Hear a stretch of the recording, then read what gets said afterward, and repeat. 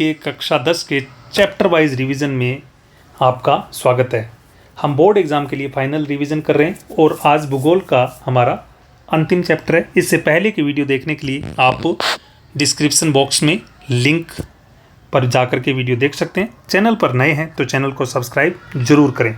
तो शुरू करते हैं भूगोल का फाइनल रिवीजन का अंतिम चैप्टर, राष्ट्रीय अर्थव्यवस्था की जीवन रेखाएं यानी कि life line of national economy. पहला क्वेश्चन, भारतीय अर्थव्यवस्था की जीवन रेखा कौन सी है? ऑप्शंस देखते हैं। परिवहन, संचार, केवल ए और बी दोनों। सही उत्तर है ऑप्शन डी, ए और बी दोनों, यानी परिवहन और संचार दोनों है। नेक्स्ट क्वेश्चन, निम्नलिखित में से कौन सा स्थल परिवहन का प्रकार नहीं है? यानी स्थल परिवहन का जो प्रकार नहीं है उसको हमें नोट डाउन करना है। सड़क परिवहन, रेल परिवहन, पाइपलाइन परिवहन, समुद्री परिवहन। तो इसका जो सही उत्तर है वो है ऑप्शन डी, समुद्री परिवहन। तो पाइपलाइन परिवहन जो होता है वो स्थल परिवहन का ही एक प्रकार है। निम्नलिखित में से कौन सा तथ्य सही नहीं है? जो गलत होगा उसको हमें ओके मार्क करना है। निर्माण तथा व्यवस्था में सड़क परिवहन रेल परिवहन की अपेक्षा अधिक सुविधाजनक है। सड़क जाल में भारत का विश्व में दूसरा स्थान है। सक्षमता के आधार पर भारत में सड़कों को 6 वर्गों में बांटा गया है। स्वर्णिम चतुर्भुज महाराजमार्ग के तहत उत्तर दक्षिण गलियारा श्रीनगर को रामेश्वरम से जोड़ता है। तो इसमें कौन सा सही नहीं है वो हमें देखना है। तो इसका जो सही उत्तर है वो ऑप्शन डी, स्वर्णिम चतुर्भुज राजमार्ग के तहत उत्तर दक्षिण गलियारा श्रीनगर को रामेश्वरम से नहीं कन्याकुमारी से जोड़ता है। किससे? कन्याकुमारी से। अगला क्वेश्चन, स्वर्णिम चतुर्भुज महाराजमार्ग जिसको कि गोल्डन क्वाड्रिलेटरल कहते हैं, किसके अधिकार क्षेत्र में आता है? ऑप्शंस देखते हैं। राज्य राजमार्ग प्राधिकरण, राष्ट्रीय राजमार्ग प्राधिकरण यानी national highway authority of India, जिला सड़क प्राधिकरण, इनमें से कोई नहीं। इसका जो सही उत्तर है वो है ऑप्शन बी, राष्ट्रीय राजमार्ग प्राधिकरण। निम्नलिखित में से कौन सा तथ्य सही है? ऑप्शंस देखते हैं। राष्ट्रीय राजमार्ग भारत का प्राथमिक सड़क तंत्र है। राज्य मार्ग राज्य की राजधानियों को जिला मुख्यालय से जोड़ता है। जिला मार्ग जिले के विभिन्न प्रशासनिक केंद्रों को जिला मुख्यालय से जोड़ता है। उपरोक्त सभी। तो राज्य की राजधानियों को नहीं करके राजधानी को कर देना आप राजधानी। तो इसका जो सही उत्तर है वो है ऑप्शन डी, उपरोक्त सभी। तो इसका दोबारा पढ़ देता हूं कि राज्य मार्ग राज्य की राजधानी को जिला मुख्यालय से जोड़ता है। ये सारे के सारे सही हैं। अभी भारत के अंतरस्थलीय नौ संचालन जलमार्ग की लंबाई कितनी है? इसको आप अंतःस्थलीय बोलेंगे, अंतर नहीं, अंतःस्थलीय यानी भारत के अंदर अंदर जो नौ संचालन हो रहा है उसकी लंबाई कितनी है? ऑप्शंस देखते हैं। 10,500 किलोमीटर, 12,500 किलोमीटर, 14,500 किलोमीटर या फिर 5,600 किलोमीटर। सही उत्तर है option C, 14,500 kilometre. Next question, सीमा सड़क संगठन BRO यानी बॉर्डर रोड ऑर्गेनाइजेशन की स्थापना कब की गई? ऑप्शंस देखते हैं। 1952, 1960, 1972, 1973। सही उत्तर है ऑप्शन बी, 1960। 1952 में जो है प्रथम भारतीय वन अधिनियम आया, वन अधिनियम, जिसके तहत ये कहा गया कि भारत के जो कुल क्षेत्रफल है उसके 1/3 भाग पर वन होना चाहिए। 1972 में वन्य जीव संरक्षण, जीव रक्षण यानी प्रोटेक्शन अधिनियम आया था। और 1973 में टाइगर प्रोजेक्ट। ये बार बार इसलिए बताता हूँ ताकि आप गलती बिल्कुल ना करें। अगला क्वेश्चन, सीमा सड़क संगठन के बारे में कौन सा तथ्य सही है? यह भारत सरकार का प्राधिकरण के अधीन एक संगठन है, यानी यह भारत सरकार के अधीन है।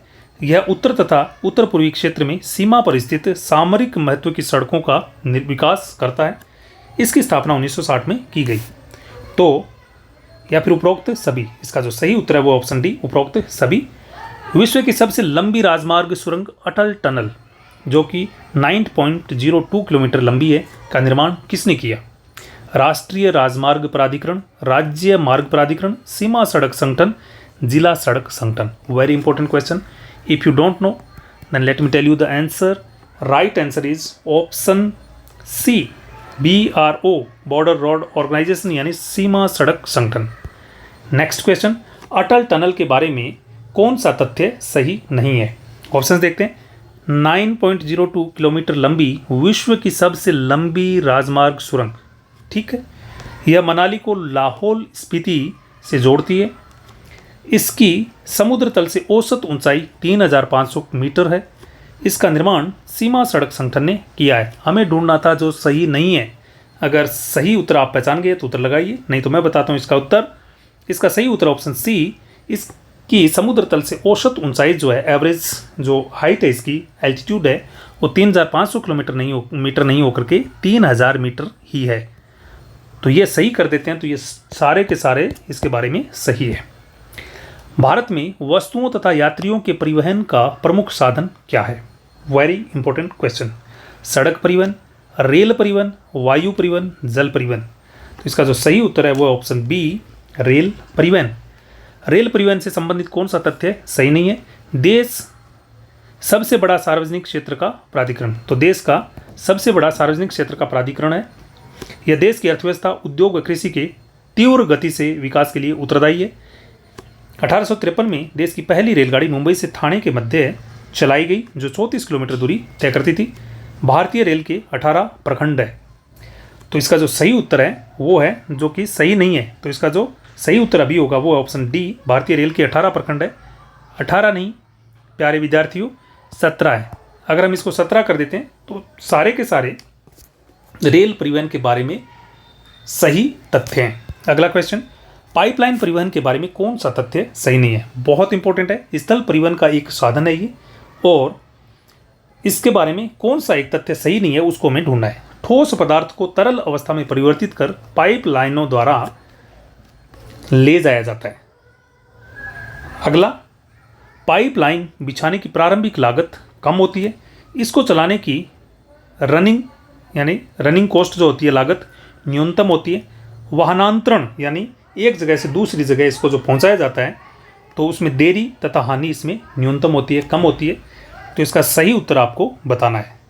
अगर आपने अपना उत्तर मन में लगा लिया है तो मैं बताता हूँ, इसका जो सही उत्तर है वो है ऑप्शन बी, कि पाइपलाइन बिछाने की प्रारंभिक लागत कम होती है। नहीं, पाइपलाइन बिछाने की प्रारंभिक लागत जो होती है वो ज़्यादा होती है। बाकी इसके सारे के सारे जो ऑप्शन है बिल्कुल सही है। बाद में इसकी लागत कम हो जाती है, वाहनांतरण देरी नहीं होती है, जल्दी जो चीज़ है एक स्थान से दूसरे स्थान तक तरल रूप में पहुंच जाती है, और हानि बिल्कुल नहीं होती है। सबसे सस्ता परिवहन साधन कौन सा है? सड़क परिवहन, रेल परिवहन, वायु परिवहन, जल परिवहन। ऐसे क्वेश्चन है जो आप पढ़ के जाएंगे तो बोर्ड एग्जाम में आप निश्चित है कि अच्छा करेंगे। तो इसका जो सही उत्तर है वो ऑप्शन डी, जल परिवहन। तो सबसे सस्ता परिवहन साधन है जल परिवहन। अगला क्वेश्चन, देश के विदेशी व्यापार का कितना प्रतिशत जल मार्ग के द्वारा होता है? बहुत इंपॉर्टेंट क्वेश्चन है कि जो विदेशी व्यापार हमारा हो रहा है कितना प्रतिशत जल मार्ग से होता है। ऑप्शन देखते हैं, 80, 90, इसको आप 85 कर दो या फिर 95। तो इसका जो सही उत्तर है वो ऑप्शन डी, 95%। अगला क्वेश्चन, और एक ध्यान रखना कि वॉल्यूम में अगर जाओगे, रुपीज़ में अगर जाओगे, तो इसकी जो वैल्यू होती है 68%, यानी टोटल जो पैसे में हो रहा है उसका 68% जल के द्वारा होता है। भारत की समुद्री तट रेखा की लंबाई कितनी है? बहुत इंपॉर्टेंट क्वेश्चन है। 14,500 किलोमीटर, 18,500 किलोमीटर, 67,965 किलोमीटर, या फिर 7,516.6 किलोमीटर। सही उत्तर है ऑप्शन डी, 7,516.6 किलोमीटर। अब बताता हूँ कि ये ऑप्शंस जो और हैं वो क्या हैं। तो 14,500 किलोमीटर जो है वो हमारी अंतःस्थलीय नौ परिवहन जो मार्ग है उसकी है लंबाई। 18,500 हमारी पाइपलाइनों की लंबाई हो गई है, पाइपलाइनों की, और 67,965 किलोमीटर हमारे राजमार्गों की लंबाई है। तो ये बहुत इंपॉर्टेंट फैक्ट्स मैंने आपको बता दिए, इनको आप नोट डाउन कर लीजिए।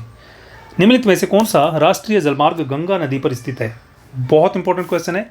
जलमार्ग हैं राष्ट्रीय जलमार्ग, हल्दिया इलाहाबाद राष्ट्रीय जलमार्ग 1, सादिया धुबरी राष्ट्रीय जलमार्ग 2, केरल पश्चिम तटीय राष्ट्रीय जलमार्ग 3, काकीनाडा पुदुचेरी नहर और कृष्णा गोदावरी नदी राष्ट्रीय जलमार्ग संख्या 4। तो इसका जो सही उत्तर है वो है ऑप्शन ए।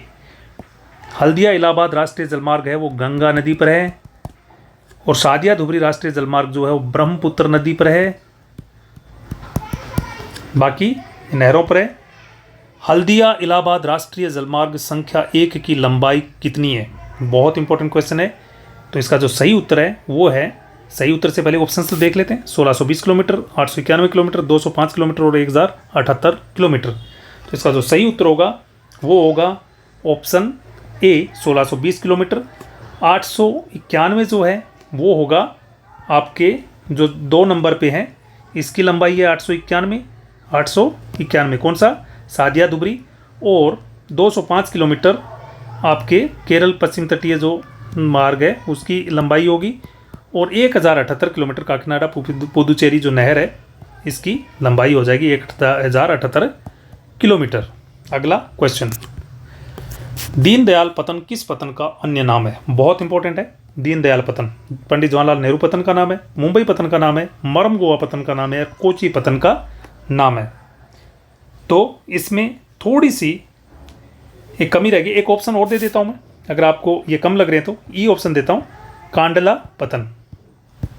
कांडला पतन। अब आप अपना उत्तर लगाइए इनमें से कौन सा है। तो इसका जो सही उत्तर होगा ऑप्शन ई कांडला पतन, जो कि गुजरात में आज़ादी के बाद इस पतन को विकसित किया गया ताकि मुंबई पतन पर जो भार है वो थोड़ा शिफ्ट होकर के कांडला पतन पर आ जाए।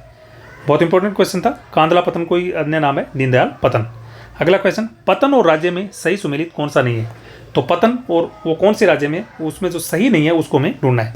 तो कोची पतन जो है वो केरल में है, तूतीकोरन जो पतन है वो तमिलनाडु में है, पारादीप पतन जो है वो पश्चिम बंगाल में है, विशाखापत्तनम पतन जो है आंध्र प्रदेश में है, और ये जल से घिरा हुआ पतन है जिसके चारों ओर भूमि है। विशाखापत्तनम प्राकृतिक पतन है, पारादीप पतन पश्चिम बंगाल। ये इसका जो सही उत्तर होगा ऑप्शन सी पारादीप पतन पश्चिम बंगाल। ये पश्चिम बंगाल में नहीं है, ये उड़ीसा में है। इसको आप ध्यान रखें, उड़ीसा या ओडिशा इसमें है। बाकी ये इंपॉर्टेंट पतन्स के मैंने आपको जगह बता दी है, इसको आप याद कर लें। अगला क्वेश्चन, उड़ान योजना का संबंध किससे है? ऑप्शन देखते हैं। क्षेत्रीय विमानन बाजार में तेजी लाना, अंतर्राष्ट्रीय विमानन बाजार में तेजी लाना, अंतरस्थलीय नौ परिवहन को बढ़ावा देना, सड़क परिवहन को बढ़ावा देना। उड़ान योजना का जो संबंध है वो है option A is the correct answer, क्षेत्रीय विमानन बाजार में तेजी लाना, यानी जो हमारे देश के अंदर जो विमानन यानी वायु यातायात है उसमें तेजी लाना। अगला क्वेश्चन, गुरु रामदास अंतर्राष्ट्रीय हवाई पतन किस राज्य में स्थित है? ऑप्शंस देखते हैं। महाराष्ट्र, पश्चिम बंगाल, पंजाब या फिर नई दिल्ली। इसका जो सही उत्तर है वो है ऑप्शन बी सी पंजाब। गुरु रामदास अंतर्राष्ट्रीय हवाई पतन, इसका अन्य नाम था राजा सांची, जो अभी बदल के क्या कर दिया गया है गुरु रामदास अंतर्राष्ट्रीय हवाई पतन। महाराष्ट्र में छत्रपति शिवाजी जो अंतर्राष्ट्रीय हवाई पतन है वो कहाँ पर है? मुंबई में, और मुंबई लिख देता हूँ। और नई दिल्ली में जो है इंदिरा गांधी अंतर्राष्ट्रीय हवाई पतन नई दिल्ली में। और जो कोलकाता में है, कोलकाता उसमें है नेताजी सुभाष चंद्र